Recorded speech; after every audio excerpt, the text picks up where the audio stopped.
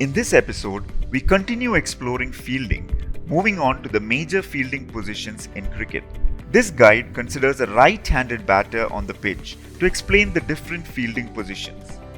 For starters, you should know there are two broad areas. Offside, the half of the field which lies to the right of the right-handed batter, and the leg side or onside, the half which lies to the left of the right-handed batter. There's also the inner ring called the 30-yard circle and the outfield.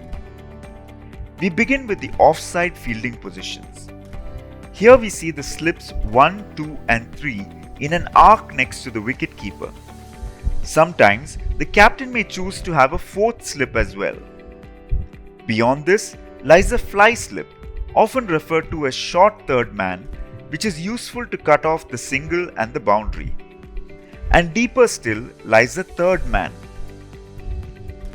Moving on to the gully, this is close to the slips but behind the line of the wicket. It is meant to deter a batter from scoring with a cut shot. We also have the deep gully farther on.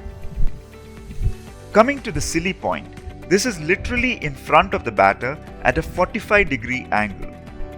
We also have the point which is square off the wicket and the deep point that lies near the boundary. Let me now introduce the cover, sweeper cover and mid-off.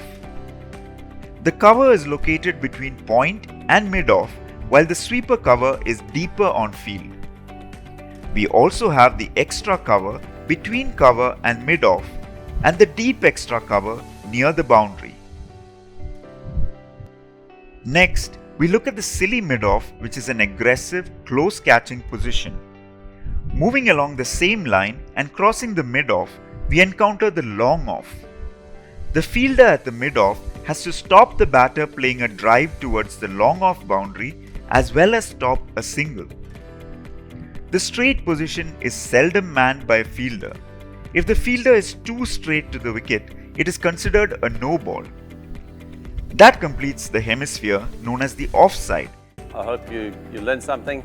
I'll see you for the next episode some other time.